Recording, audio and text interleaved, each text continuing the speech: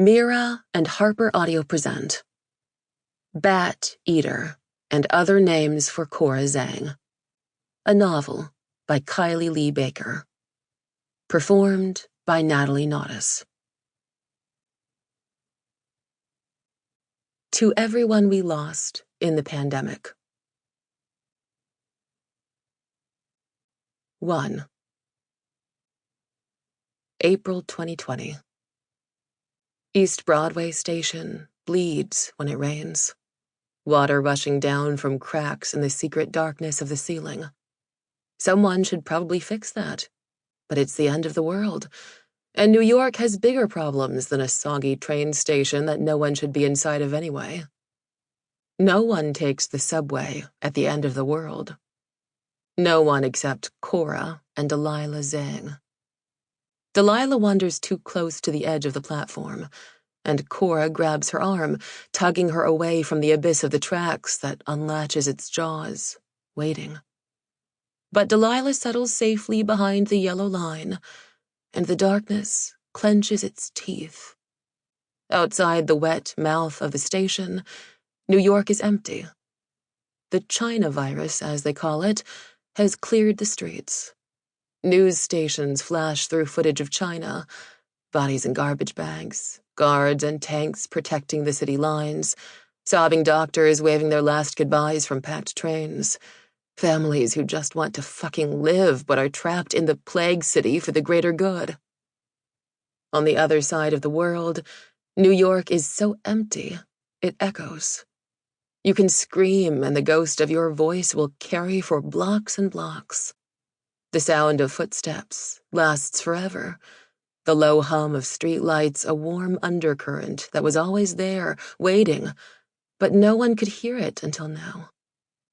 Delilah says it's unnerving, but Cora likes the quiet, likes how much bigger the city feels, likes that the little lights from people's apartment windows are the only hint of their existence. No one anything more than a bright little square in the sky. What she doesn't like is that she can't find any toilet paper at the end of the world. Apparently, people do strange things when they're scared of dying, and one of them is hoarding toilet paper.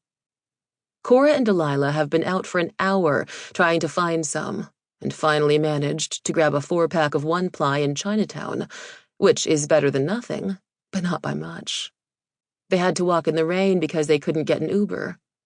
No one wants Chinese girls in their car, and they're not the kind of Chinese that can afford their own car in a city where it isn't necessary. But now that they have the precious paper, they'd rather not walk home in the rain and end up with a sodden mess in their arms. The train isn't coming, Cora says. She feels certain of this. She feels certain about a lot of things she can't explain. The way some people are certain that God exists. Some thoughts just cross her mind and sink their teeth in. Besides, the screen overhead that's supposed to tell them when the next train arrives has said delays for the last 10 minutes. It's coming, Delilah says, checking her phone, then tucking it away when droplets from the leaky roof splatter onto the screen. Delilah is also certain about many things, but for different reasons. Delilah chooses the things she wants to believe, while Cora's thoughts are bear traps snapping closed around her ankles. Sometimes Cora thinks Delilah is more of a dream than a sister, a camera flash of pretty lights in every color that you can never look at directly. She wraps herself up in pale pink and wispy silk and flower hair clips. She wears different rings on each finger that all have a special meaning. She is Alice in Wonderland, who has stumbled out of a rabbit hole and somehow arrived in New York from a world much more kind and lovely than this one.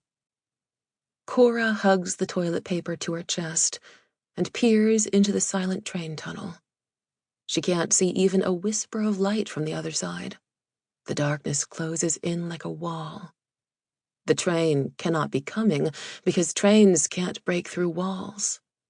Or maybe Cora just doesn't want to go home because going home with Delilah means remembering that there is a world outside of this leaky station.